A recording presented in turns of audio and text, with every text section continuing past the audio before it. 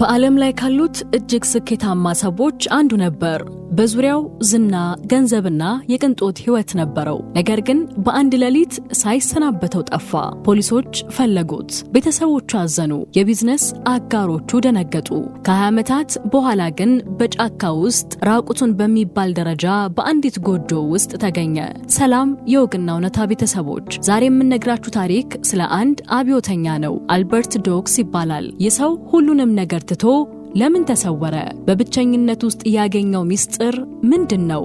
እናስ ዓለም አብዷል ስትለው እርሱ ግን አሁን ነው የነቃሁት ያለው ለምንድነው? People sought guidance for living within society from those who turned their አልበርት ዶክስ በ1970ዎቹ አጋማሽ የአሜሪካ ሪል ስቴት ገበያ ውስጥ እንደ ናፖሊዮን ነበር። የሚነካው ሁሉ ወደ ወርቅ ይለወጥ ነበር። ስሙ በፎርብስ መጽሔት ላይ ይወጣል። በኒውዮርክ እምብርት ላይ ግዙፍ ሰማይ ጠቀስ ህንፃዎች የእርሱ ነበሩ። በወቅቱ አልበርት የነበረው ህይወት በሚሊዮን የሚቆጠሩ ሰዎች የሚያልሙት ነበር። ባለ 5 ኮከብ ሆቴሎች፣ የግል አውሮፕላኖችና በዓለም ዙሪያ ያሉ ታዋቂ ሰዎች ለእርሱ ያላቸው አድናቆት ወሰን አልነበረውም። ነገር ግን በስተጀርባ ሌላ አስፈሪ እውነት ተደብቆ ነበር። አልበርት በየቀኑ ጠዋት ከእንቅልፉ ሲነቃ የሚሰማው ደስታ ሳይሆን ከፍተኛ የሆነ ጭንቀት ነበር። በሚሊዮን የሚቆጠሩ ዶላሮች በባንክ አካውንቱ ውስጥ ቢኖሩም በውስጡ ግን ባዶነት ይጮህበት ነበር። በዚህ ክፍል ውስጥ የምናየው አልበርት በገንዘብ እየተገነባ የክብር ማማ ላይ ሆኖ ለነፍሱ ግን አንዲት ጠብታ ሰላም ያጣ ሰው ነው። በየቀኑ የሚያደርገው ስብሰባ፣ የሚፈራረመው ውልና የሚያከማቸው ንብረት ሁሉ ለእርሱ እስር ቤት ሆኑበት። አልበርት በራሱ ሀብት ውስጥ ምርኮኛ ሆነ። አንድ ቀን ማታ በኒውዮርክ በሚገኘው በቅንጦት ቤቱ መስኮት ስር ሆኖ ወደ ውጪ ሲመለከት አንድ መንገድ ላይ የሚተኛ ድሃ አየ። ያ ሰው ምንም የለውም። ነገር ግን በዚያች ቅጽበት ያ ድሃ ሰው ካለበት ሰላም አንጻር አልበርት ራሱን እንደ ትልቅ ድሃ ተመለከተ። እኔ ዓለምን በሙሉ ገዝቻለሁ፣ ራሴን ግን አጥቻለሁ የሚል አሳዛኝ ሐሳብ አእምሮን ወረረው። ያቺ ምሽት ለአልበርት የመጨረሻው የውሳኔ ምሽት ነበረች። ለነፍሱ ባዶነት ከገንዘቡ ግዝፈት በላይ መሆኑን የተረዳበት ትልቅ የታሪክ ምዕራፍ ተከፈተ። የሚገርመው ግን አልበርት ይህንን ሐሳብ ለቅርብ ጓደኞቹ ሲያጋራ ሁሉም አብደሃል አሉት። እንዴት እንዲህ አይነት ሀብት ጥለት ትሄዳለህ የሚለው ጥያቄ ከያቅጣጫው ቢሰነዘርበትም አልበርት ግን የሚሸሸው ገንዘቡን ሳይሆን ያንን የውሸት ማንነቱን ነበር። ለአልበርት ሪል ስቴቱና ዝናው የገነቡት ህንፃ ሳይሆን ነፍሱን የከደኑበት መቃብር ነበር። በዚህ ምዕራፍ ውስጥ ተመልካቾቻችን የምታዩት አንድ ሰው በሀብት ባህር ውስጥ እየዋኘ እንዴት በጥም ሊሞት እንደሚችል የሚያሳይ አሳዛኝ የሰው ልጅ ድራማ ነው። አልበርት ውሳኔውን አሳወቀ። ልብሱን፣ ቁልፉንና ሁሉንም የሀብት ምልክቶች ጠረጴዛው ላይ ትቶ በሌሊት በዝምታ ከቤቱ ወጣ። ይህ ጉዞ ወደ ጫካ ብቻ አልነበረም። ይህ ጉዞ ከውሸት ወደ እውነት፣ ከግርግር ወደ ዝምታ የሚደረግ የነፍስ ስደት ነበር። አልበርት ዶክስ በዚያች ምሽት ቢሊዮነር አልበርት ሆኖ ወጣ። ነገር ግን ባህታዊ አልበርት ሆኖ ለመወለድ የመጀመሪያውን እርምጃ ተራመደ። አልበርት ዶክስ ከኒውዮርክ ቅንጦት ወጥቶ ጥቅጥቅ ወዳለው የአፓላቺያን ተራሮች ጫካ ሲገባ ይዞት የሄደው ምንም አይነት ዘመናዊ መሳሪያ አልነበረም። ለዓመታት ለስላሳ አልጋ ላይ የተኛ ሰውነቱ አሁን ድንጋይና መሬት ላይ እንዲያርፍ ተገደደ። በመጀመሪያዎቹ ሳምንታት ረሃብና ቅዝቃዜ ሊገድሉት ደርሰው ነበር። በቢሊዮን የሚቆጠር ዶላር እያለው አንዲት ቁራሽ ዳቦ ማግኘት የማይችልበት ዓለም ውስጥ ገባ። ነገር ግን የሚገርመው አልበርት በዚያ ስቃይ ውስጥ ነበር ለመጀመሪያ ጊዜ በህይወቴ ነቃው ያለው። ለ20 ዓመታት ያህል አልበርት ከሰው ልጅ ጋር ምንም አይነት ግንኙነት አላደረገም። ልብሶቹ አልቀው በተፈጥሮ ቅጠሎችና በእንስሳት ቆዳ እስኪተኩ ድረስ ተፈጥሮን መለማመድ ጀመረ። ምግብ ለማግኘት እንደ ጥንቱ ሰው አደንና ፍራፍሬዎችን መልቀምን ተማረ። በዚህ ክፍል ውስጥ የምናየው ትልቁ ተአምር የአልበርት አእምሮ ያደረገው ለውጥ ነው። በከተማ ህይወት ውስጥ ጊዜ አጠረኝ እያለ ይጨነቅ የነበረው ሰው አሁን ሰዓት በሌለበት ጫካ ውስጥ ከፀሐይ መውጣትና መግባት ጋር መኖር ጀመረ። አእምሮ ከገንዘብ ስሌት ጸዳ። የድምጽ ብክለት በሌለበት ዝምታ ውስጥ ነፍሱ መተንፈስ ጀመረች። አልበርት በጫካ ውስጥ አንዲት ትንሽ የእንጨት ጎጆ በእጆቹ ሰራ። ይህች ጎጆ ምንም እንኳን የኒውዮርኩን ቤተ መንግስቱን ባታክልም ለእርሱ ግን ከማንኛውም የቅንጦት ቤት በላይ የሰላም ማማ ሆነችለት። በክረምቱ ወቅት በረዶ ጎጆውን ሲሸፍነው በውስጥ ሆኖ በሳት ዳር የሚመሰክረው ምስክርነት ልብ ይነካል። እዚህ ብቸኛ አይደለሁም ለመጀመሪያ ጊዜ ከራሴ ጋር ጓደኛ ሆኛለሁ ይላል። አልበርት በጫካ ውስጥ ያገኘው ትልቁ ሀብት ዝምታ ነበር።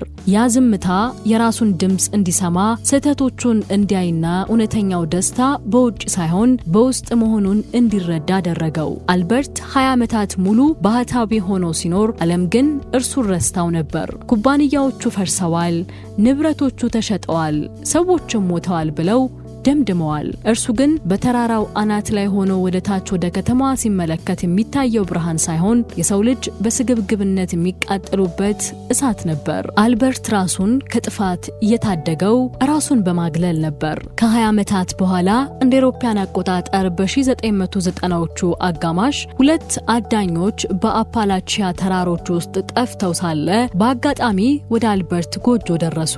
ረጅም ጸጉር፣ የደረቀ ቆዳና አሮጌ ልብስ የለበሰ ሰው ሲያዩ መጀመሪያ መንፈስ ያዩ መሰላቸው። ነገር ግን አልበርት በረጋ ድምጽ እንኳን ደህና መጣችሁ ሲላቸው በድንጋጤ ደነዘዙ።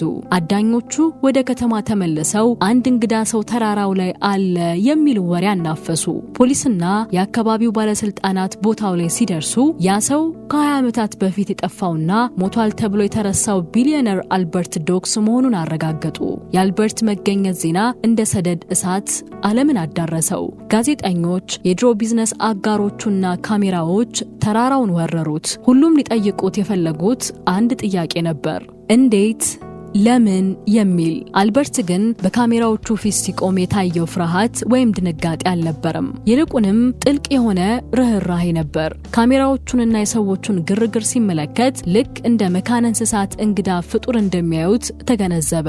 እርሱ ግን የከተማውን ሕዝብ ሲያይ የታየው እነዚህ ሰዎች እንዴት በጭንቀት ታስረዋል የሚል የሐዘን ስሜት ነበር። የአልበርት የድሮ ጠበቆችና ቤተሰቦች ንብረትህ አሁንም አለ፣ ወደ ቤት ተመለስ እያሉ ሊያባብሉት ሞከሩ። የአልበርት ምላሽ ግን ዓለምን ያስደነገጠ ነበር። እኔ ቤቴ ውስጥ ነኝ አለ ወደ ጎጆ እየጠቆመ።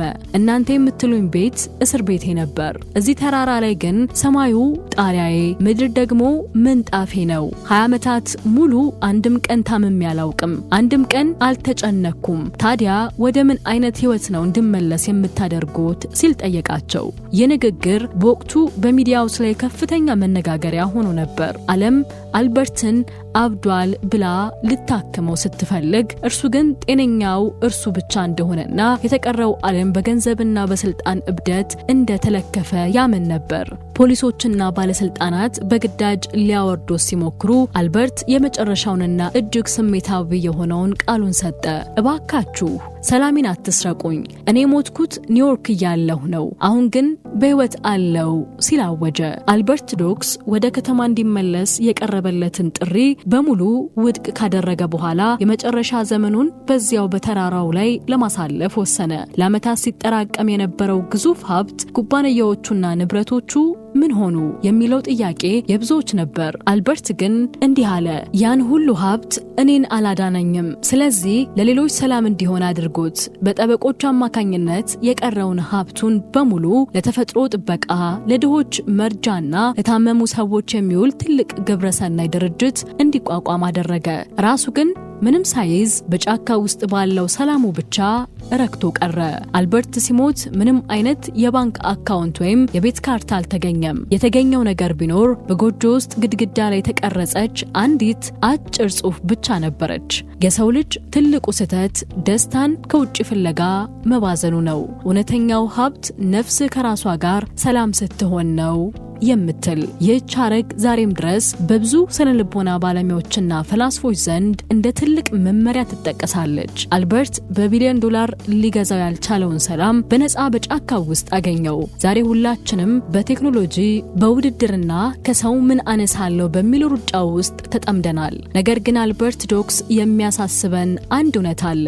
ቆም ብላችሁ ነፍሳችሁን አድምጡ የሚል። ሀብት መጥፎ አይደለም። ነገር ግን ሀብት የሰላምህ እስር ቤት መሆን ሲጀምር ዋጋው ይጠፋል። አልበርት 20 ዓመታት ጫካ ውስጥ በመኖሩ እብድ ተብሎ ሊሆን ይችላል። ነገር ግን ለእርሱ እውነተኛው እብደት የከተማው ጭንቀትና ሩጫ ነበር። የአልበርት ዶክስ ታሪክ ስለ ገንዘብ ማጣት ሳይሆን ራስን ስለማግኘት የተነገረ ድንቅ ታሪክ ነው። እናንተስ በዚህ ታሪክ ላይ ምን ትላላችሁ? እውነተኛ ደስታ ያለው በቁሳቁስ ውስጥ ነው ወይንስ በውስጣዊ ሰላም? ዛሬ ባለንበት ዓለም እንደ አልበርት ሁሉንም ነገር ትቶ መጥፋት ይቻላል? ከቅርብ ጊዜ ወዲህ በሀገራችንም ጭምር ሰዎች ወደ መንፈሳዊ ህይወትና ወደ ሰላማዊ አካባቢዎች የመሸሽ ፍላጎታቸው እየጨመረ መጥቷል። ይህ ደግሞ በከተማዋ ህይወት ውስጥ ያለ ጫና የፈጠረው ውጤት ሊሆን ይችላል። ታሪኩን ከወደዳችሁት ላይክ በማድረግና አስተያየታችሁን በኮሜንት በማጋራት አበረታቱን። ለቻናላችን አዲስ የሆናችሁ ደግሞ ሰብስክራይብ ማድረጋችሁን አትርሱ። በቀጣይ